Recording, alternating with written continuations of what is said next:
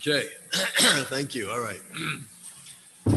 This is a little awkward doing both live and Zoom, but we'll do our best. I wanted to touch on this topic. We've spoken about this many years in the past. Those who weren't with us, of course, one of the main things that we have touched upon, and I'll just mention it here at the very beginning, but we're not going to elaborate. We want to talk about something else tonight, is that obviously harmony in a marriage is based on the quality of the relationship, how a husband and wife relate to each other. And as we say in the Lakewood Yeshiva, I believe they have used this. They say that, if you have trouble with your car, you call AAA. If there are any issues with the marriage, call AAA. The 3 A's stand for attention. Make sure you show your spouse attention. Don't take for granted. Number 2, affection. Don't take that for granted either. Sometimes a simple card for no reason, whatever it might be, and it goes both ways, sign of affection. And appreciation. To express our appreciation for the little things, these are the AAA, the 3 that go so far in bonding and making a realistic, wonderful relationship. I had a phone call actually a couple of years ago. There was a young man, he's a Baal Tshuva, and he married a Baalas Tshuva. And she was an Israeli. Now they're living in the United States. And he called me and he said, I have a bit of a problem. I said, what's the issue? If I can help, I'll be happy. He said, my wife was in the IDF. I said, okay. I mean, in Israel, everybody's in the IDF. He says he thinks she was a paratrooper and she was trained that she was the one who would go and cut through barbed wire and things or whatever it is. I said, well, okay. He said, I came home the other night and she was crawling under the bed. I said, what do you mean? She was doing something lost? He said, no. He said, I asked her, what are you doing? And she said, she was like crawling like on maneuvers. She said, I miss so much the training. I miss so much the challenge. Like, I just wanted to do this. I just want to stay in shape. And he was doing it. She's doing this. And like he said, next thing I know, like she's got some knives or whatever, and she's cutting through things because that was her training, to cut through barbed wire and whatever, this and that. I said, okay, so it's nice. She's staying in shape. What's wrong with that? He said, I'm scared to death. he said, I'm scared to death of her. He said, she's a trained, I don't know what she is, an assassin. I don't know what she's doing over here. I'm petrified. So I told him, I said, do housework. He said, what? I said, do the dishes. He said, well, why? What does that mean? I said, no woman ever killed her husband while he was doing dishes. You help out in the house and you're okay. She'll keep you around. Don't worry. So I was kibitzing, obviously. We were talking a little bit. He was telling me, he said, but really sometimes I get frightened. I said, listen, don't be concerned. In every good marriage, a husband is somewhat afraid of his wife. Not that she's going to harm him, but he doesn't want to do anything that could, chas v'sholom, heaven forbid, hurt her. You don't want to hurt her. Of course, we all say things and whatever, we don't mean whatever it is said, but to have that. I think someone's finally moving in. Somebody's you know who? I think there's some guy hooking up the gas today or something. No idea. I have no idea. Got it? Okay. All right. So this is not going to be the source of great controversy in marriages when we find that there are those who might have some type of unique background and training. However, there are issues that affect each and every marriage to some degree, and we all share them. And probably the number one issue that can impact on the relationship in a marriage is usually monetary issues. So I want to talk a little bit about that tonight. So in this week's Parsha, what does the Torah say about the perspective? Torah says, "V'yasafta digonecha," go out and gather your grain, meaning that we have to make a living, we have to support our families, we have to do what we have to do. But what is the Torah's perspective in regard to the relationship to establish a stable marriage? So in this week's Parsha of Yisro, we have the 10 Commandments, the Aseres HaDibros. And the 10th is Lo Sachmoi. Do not be envious of your fellow man's possessions. His fields, his animals, this, that, whatever it might be. And all the commentaries ask the question, how can there be a commandment? How can God command us as to how we should feel? We can be commanded as to what we should do, what we should not do, what we should say, what we should eat, what we should not eat, what we should not say. Tell me what to do, but how can one be commanded how to feel? Can someone command a person and say, I know that you don't like asparagus, you are commanded to love it. Now you can command somebody and say, eat it, okay, I'll eat it. I don't love it. I find it repulsive. How could there be a commandment, don't feel envious? And not only that, is it not normal for a human being? We see somebody else and they're enjoying the good life. Isn't it a normal response that we should feel envy? How can there be a commandment, Lo Sachmoi? So we find also in this week's Parsha that God tells Moshe that he should speak to the children of Israel prior to our receiving the Torah. And he says, tell them that Atem re'isem asher asisi limitzrayim. You have seen what I did to Egypt. What does that mean? You saw, you witnessed with your own eyes all of the wonders and the miracles and the signs that God did with the plagues in Egypt and the splitting of the sea. You saw it all. You're not hearing it from somebody else. You're not reading about it in a book. You saw it with your own eyes. And the commentaries tell us that what God is saying is, not only did you see my great might and power, as the Ramban and others explain that the purpose of the plagues were to demonstrate the power unto all of mankind for all eternity. God is the creator and he is in total control. He can do whatever he wants. There exists nothing other than God. There is no nature. What we call nature is what we take for granted because God wills it to function on a continuous daily basis. There is no such thing as nature. God can cause the water to become blood. God could cause the sun to disappear and we have only darkness. Every element in the universe is nothing more than the will and the handiwork of God. And he is in total control. And God took this world that we know and he turned it literally upside down in Egypt. He caused water instead of flowing, that the water should stand up straight like a wall and divide. And God did this and demonstrated his identity for all mankind. He did it for us. He did it for Klal Yisrael. That's who he did it for. And God is saying, you saw what I did. The Or Chaim explains the verse this way, and others.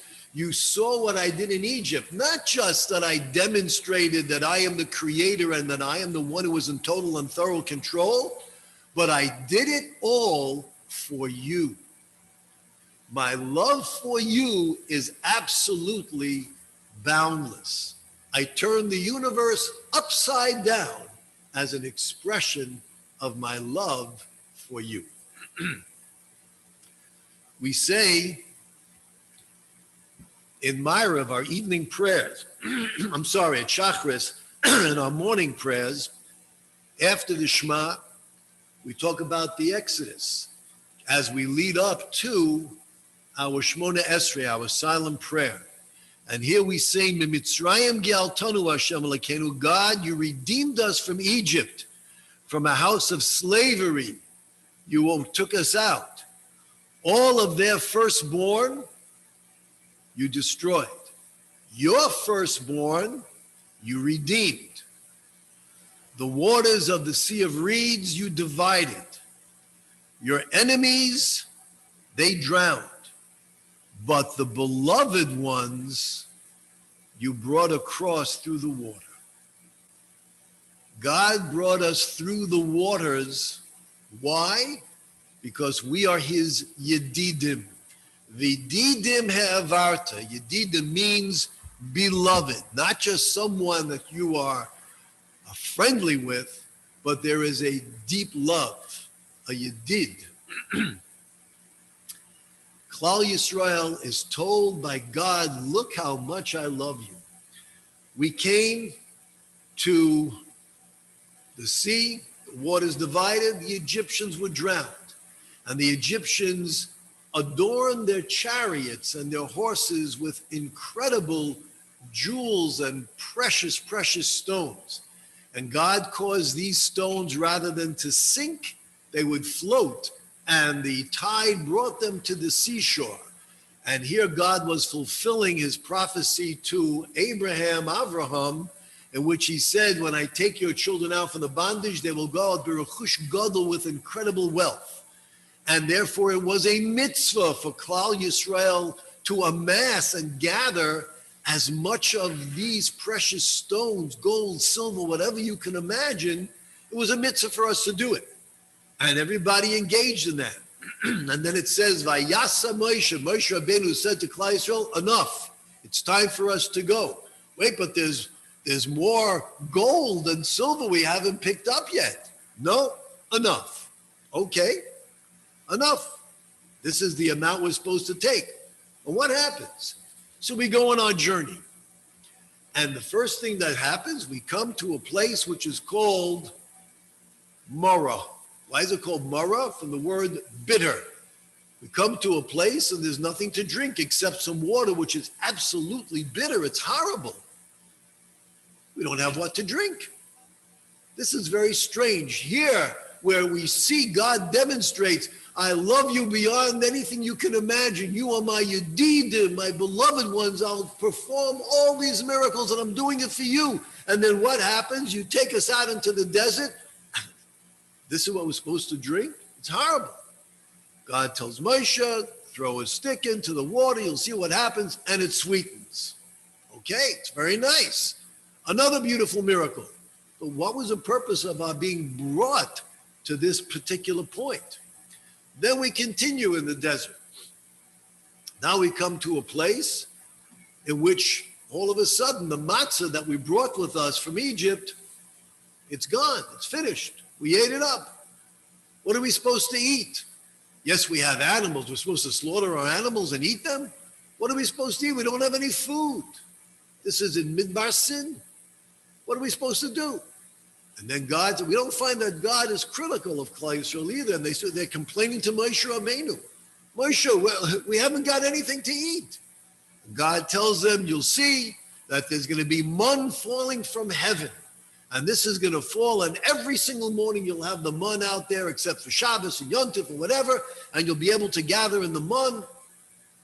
Again, why does God have to bring us to the brink of starvation?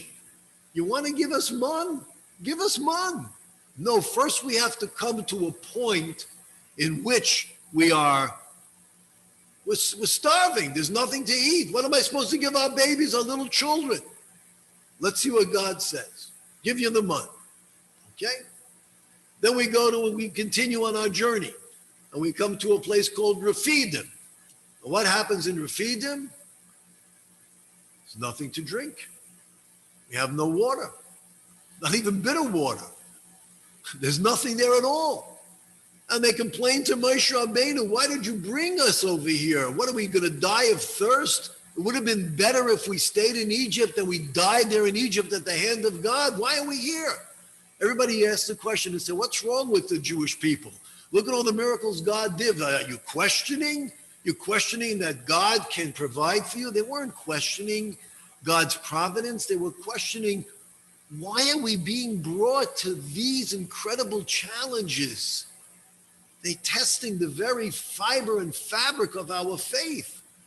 I mean, if a parent is going to take a child and say, come on, we're going to go for a drive and we're going to go to the zoo and it's 2 hours away, and we go and the child says, Mommy, I'm hungry, and the child says, mother says, well, I don't have any food. What kind of a mother is that? On the contrary, the mother usually fills up the whole car with food. She might forget the children, but she fills up the car with food. She's got everything. What's going on? God is bringing us into a desert and there's nothing to eat. There's nothing to drink.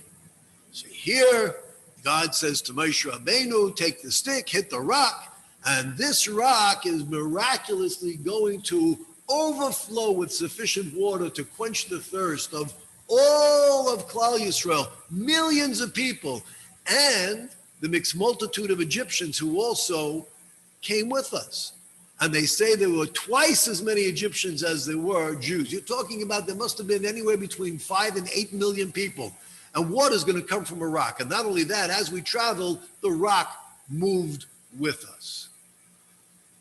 God, who loves us so much, all these miracles and everything, I'm doing it for you, for you, for you. Why are we brought to the brink of starvation and dying of thirst? That Moshe Rabbeinu said, when God said to him, go before Klal Yisrael, Moshe said, I'm afraid they're going to stone me. They were so upset, they're going to stone me. How do we understand this? In Ethics of Our Fathers, chapter 4, first Mishnah, there is a beautiful statement in which it says, Ezehu Osher. Who is wealthy? Who's a wealthy man? If you ask somebody who's wealthy, well, he's got a lot of stock options, owns property, he's got real estate in Midtown Manhattan. He's wealthy. He owns this, he owns that. And yet the Mishnah says something that seems to be diametrically opposed to Western civilization thinking. Who is happy? Who is rich, rather? Who is rich? Hasomeach bechelkai, a person who is happy with his portion. Happy with your portion? You're rich. You're a rich person. This statement is so profound in its simplicity. It is so overwhelmingly true. We all know, and we read in the newspapers, and you can pick up all of these idiotic magazines, People magazine, Us magazine, Them magazine, whatever these magazines are, and you're reading about all of these incredibly, fabulously wealthy people in the entertainment and whatever it is, and this one's divorced, and that one's divorced, and this one is that, and that one is that, and the whole thing, and this one's on drugs, but they're fabulously wealthy. Wealth doesn't bring happiness. Wealth brings comfort. That it does. It can bring comfort. But comfort is not always, and as a matter of fact, rarely the source of one's happiness. Comfort is an external feature. True happiness is internal. That's what Ben Zoma, the author of this statement in Ethics of Our Fathers, is stating. How do we attain then this idea of being happy with our lot, happy with what we have, happy with our portion?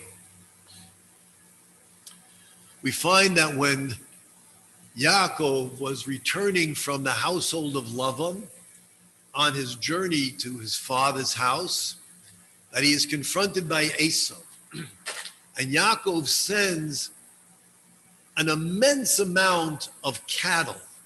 I'm not sure if he sent a few thousand or if close to 1,000. He sent an immense amount of the finest cattle as gifts to Esau. In addition to other things that he sent Esau to find favor in his eyes. And this lavish gift, it works its magic with Esau, and indeed, he finds favor, and Esau says to Yaakov, I don't need to accept this. You keep it. What's yours is yours. You keep it. That's fine. I have much. Esau says, Yesh li rav. I have a lot. I have much. Yaakov, you keep it. And Yaakov says, no, please. I went to so much trouble. I prepared it the way I sent it, how it was done. Please, my brother, accept this. I want to find favor in your eyes. And I have whatever God has given me. What's the language of the verse? Ki chanani alekim. God has been gracious to me, and he's given me, and yesh li kol. I have everything. Our sages note the very interesting contrast between the words of Yaakov and the words of Esau. Esau was a fabulously wealthy man. And Esau said, Yesh li rav, I have much. I have a lot. He did not say, I have everything. Yaakov said, I have everything. What that is indicating to us, our sages explain, is that Esau, no matter what he had, it was never enough. He had a lot, but it was not enough. Unto Esau, our sages applied the statement, he who has 100 wants 200. You have $100 million, you're not happy, you want 200 million. You got $1 billion, you want 2 billion. Never satisfied. Yaakov was saying, whatever I have is all that I need. Yaakov was demonstrating the words of Ben Zoma in the Mishnah in Pirkei Avos, Someh Bechelko. I'm a rich man because I'm happy with whatever I have. Whatever I have, I am happy and I'm satisfied. Esau, no matter what he has, will never be satisfied. And not only that, but Yaakov said, what I do have is because Chanani Elokim, God has been gracious to me. I don't attribute anything to my skill, my acumen. I don't attribute anything to my merits, my mitzvahs, my good deeds. Whatever I have and I've achieved in life is by the grace of God. God has been shown me favor. Chanani, from the word chen. He's been favorable to me. We see this contrast. Yaakov is the epitome personifying what Ben Zoma is teaching us. Who is wealthy? He who is happy with his portion. How do we achieve this happiness? The Alter von Kelm, Rabbi Simcha Zisel, says that what was taking place here in the Exodus was that Klal Yisrael, to fulfill God's prophecy and promise to Abraham, your children will leave with great wealth. And therefore they were given all of these precious stones and gold and silver and diamonds, whatever you can imagine. God intentionally brings them to circumstances where they are literally on the threshold of dying of thirst or starvation. Why? You love us so much. Why do you have to do that? You want to give us man? Give us man. You want to give us water? Give us water. The answer is God wanted to give them something much more important. And that is to understand the function of gold and silver and diamonds and wealth. You're starving. Why don't you eat your money? I can't eat my gold and silver. You're thirsty. Why don't you drink your diamonds? It's worthless.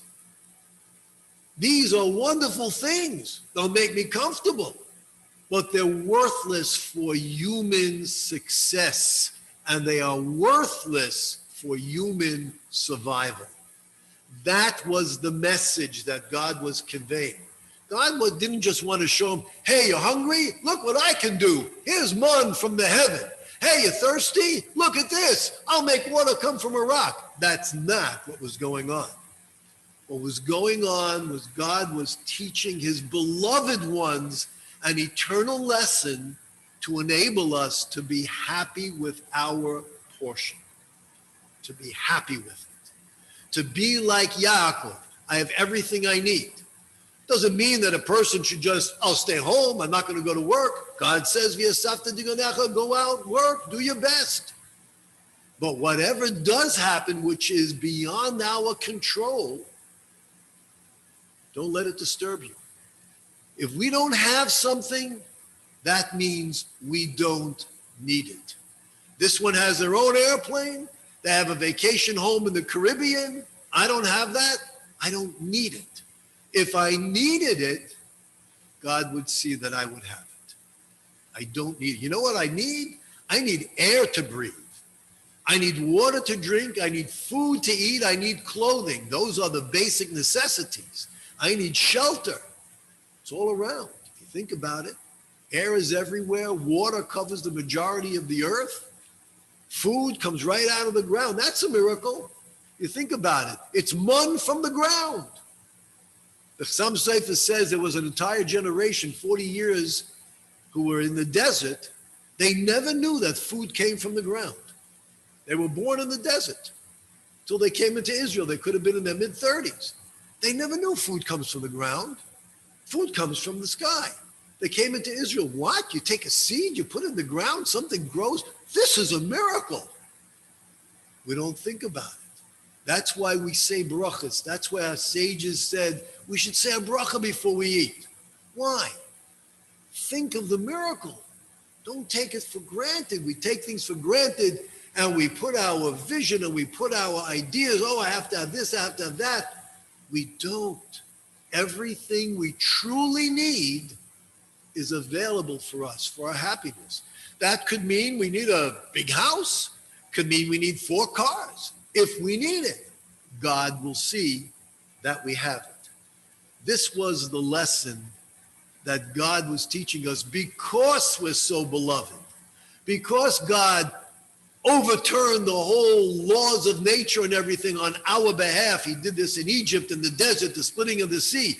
We're so beloved, we're his Yedidim. That's why God orchestrated that we should be brought to these points of almost starvation and thirst to learn these vital lessons necessary for our happiness. The Alter from Kelm says there's an amazing thing. When Yaakov was on his deathbed, Yosef brings his 2 sons, Ephraim and Manasseh, to receive a blessing. And Yaakov says, Ho'elekim haroya oisi, God who was my shepherd throughout my life, he cared for me and tended to my needs like a shepherd cares for his flock. The God who redeemed me, he should bestow his blessings upon Ephraim and Manasseh. What does it mean, God was my shepherd, he tended to my needs? I always thought, and I believe the Targum, Yonasan ben Uziel, says, God rescued me from Lavan, and he rescued me from Esav, and God was there to protect me with this and protect me with that and whatever. But the Targum Onkelos says an amazing thing. Here is Yaakov, who lived his whole life in the service of God. He had to endure more tsaros than any human being should ever know. and he remained loyal and faithful to God. And Yaakov is giving this heartfelt blessing to Yosef and his grandchildren, Ephraim and Manasseh, from the depths of his heart, from the depths of his soul. A bracha that we give our children to this day, every Friday night. This bracha from Yaakov. Could there be anything more holy, more sacred? Could there be anything more profound, more insightful? And he says, the God who tended to my needs like a shepherd. And what are those needs? Onkelos says, the zon Yossi. He fed me. I was never without food. Can you imagine? You ask a person, how'd you do this past year? How'd you do? How was your business? How'd you do? He said, did great. I had what to eat every day. That's it. That's what a person says. You laugh at them. I had what to eat.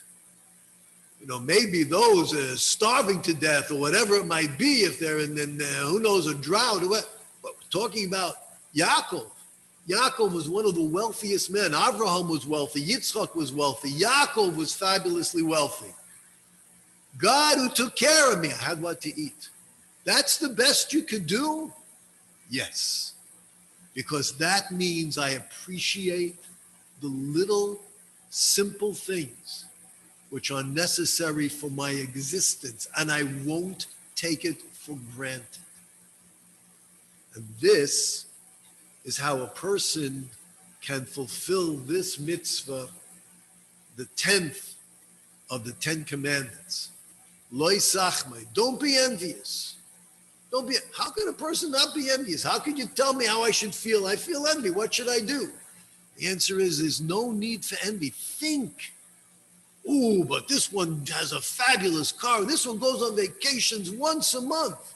That means they need that. That's what they need. I don't have it. I don't need it. And on the contrary, if I were to have it, it could destroy me. We've all heard about those who win the lottery or whatever, and then their lives are ruined. You think, how many athletes are signing these contracts for millions of dollars, and you find out that after they retire, within a few years, they're bankrupt. What happened? They didn't have Jewish accountants, obviously. What happened? What took place? They were controlled by the money. They didn't control the money controlled them. They weren't satisfied with their lot. They weren't happy with their portion. They didn't know what their portion was, how much good they can do, and many of them do, don't get me wrong, how much good they could do with this wealth that is being showered upon them. If we don't have it, we don't need it. That's what the mitzvah is, lo yisachmei. That's what our sages tell us. Everything that we need for our happiness is here. Yeah, but look at the misery that some people have. Look, we don't know God's calculation. We've probably been here before. And what we're going and experiencing through this time around, in this lifetime, is to fill in the gaps from past lifetimes. And exactly what we need is what's provided to us. If we have this perspective, we can indeed be happy with a lot. God has given me this, we're happy. I will never forget the first trip that we took. we would take groups from this congregation. We would go to Israel. And this is going back, I don't remember when, 1984, 1985. And we took a group and we went to different places, and we went to Mea She'arim. Mea She'arim is very, very religious section, and it's not a well-to-do section. And we met some people there, and they basically live in 4 or 5 little rooms with 9, 10, 11 children. And what I was so impressed was that the people that we took with us, I didn't know how they were going to react. They were going to say, this is terrible. Look at this. They live in squalid conditions. This is, how do they do this? Who lives like that? What do they do? And the people said, they came and they met with them and whatever, sit down, have some tea and this and that. We did. And they said, it's unbelievable how happy these families are. You think they're happy? What do they have? Broken furniture that we wouldn't look at. They had beds for their kids that would slide. They had what do they call it? One on top of the other and it slides underneath, whatever it's, what is it called? High rises. They had high rises and they brought out, they had mattresses. They put it on, they had one mattress on top of the other and that's where some of the children, they were happy. The children were happy. The mother was happy. The father was happy. They did the best they could. They were happy. There was love. You could sense it. You could feel it. You could see the respect. What's going on? And here we have everything you can imagine. America is so blessed. And everybody's angry. Everybody's out in the street and everybody's upset about this and angry with this one. And they want this and they're rioting and marching and here and everybody's angry. What's the problem? People are not happy with their portion. They are not happy at all. Rabbeinu Yoina has the Igeres HaTshuva, a letter of repentance. And he writes, and he says, one of the most sacred moments of the entire week is imbued with remarkable properties. What is that moment? He said it's the moment the Jewish woman lights her candles, bringing in the Shabbos into her home. And at that moment, if she closes her eyes and she offers a prayer on behalf of her household, her husband, her children, it is so impactful, it is so potent, it is so powerful. And what should she daven for? She should daven that her household should be filled with a love and an awe of God and his Torah. And this, Rabbeinu Yoina says, this is being Boina Bayis Nema, building a true loyal Jewish home. How do you build anything? You need a foundation. What's the foundation? We all want for our kids, oh, you should marry well-to-do. Oh, you should this, you should have this, you should have that. And Rabbeinu Yoina says, this moment where the sacred holy Shabbos was said is like, Me'ein Olam Haba, it's a glimpse, it's a facsimile of the world to come. Shabbos, it opens the portals to the Garden of Eden. And here is the Jewish woman, she's drawing the sanctity in as she lights her candles. And at this sacred moment that Shabbos is now manifesting itself throughout time in this world, and she prays, she has in mind that she whispers a prayer that my household should be filled with the love of God and awe of God and appreciation of his Torah and good health and success and peace. This is the foundation of a Jewish home. When we reflect upon what it means to be wealthy, it's as simple as the Mishnah says, to be happy, to be content. Are we content?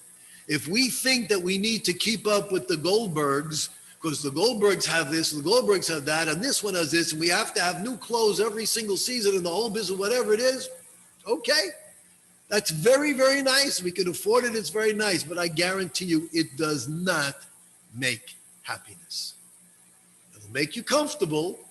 It might make us think, look, everybody's looking at me and I feel so good about myself. It's temporary. It's external. The internal happiness, this is found when we learn the lessons that God, who loves us, was teaching us. You can't eat your gold and you can't drink your silver. Use it appropriately. Shalom Bayis, to have a home which is filled with true peace And happiness is when a husband and wife are on the same page and they want a home that reflects Jewish values. We're not perfect. They say that if you think that a successful marriage is when a perfect couple comes together, big mistake. Successful marriage is when a couple can enjoy the imperfections they see in their partner, their spouse. I forget who it was. It was an actress. She said that her husband divorced her. Why? I don't know which husband. This might have been husband number 6, number 7. He divorced her because he was complaining she didn't keep house. He didn't like it. Yeah, they had the maid come in, who knows what, but she didn't keep house, nothing. She said, so okay, we got divorced. And I kept the house. So I made sure I kept it. So if we want to avoid all of these types of insane little things that drive us apart, we have to have the right foundation. And the right foundation is be satisfied and content with the small things, the little things. Thank God we have clothing. And you know, when children grow up, psychologists have said, and you ask them about their memories growing up, rarely will they say, oh, I remember the gift I got on my birthday, or I remember when they bought me this and bought me that. You know what children remember? The time they spent with their parents. You know what children resent? Not spending enough time with their parents, not getting enough attention. So hopefully we can reflect upon this simple yet so very profound message to be content. Therein lies our happiness. That makes us truly internally rich. And with that, we shall be able to be Boina Bayis Nem on a true Jewish home and enjoy the Shalom Bayis we all pray for. I thank you.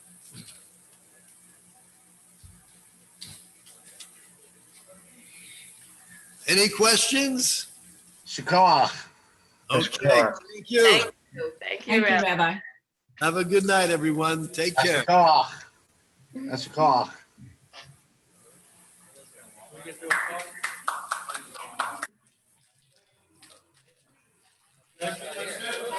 Thank you, Rabbi.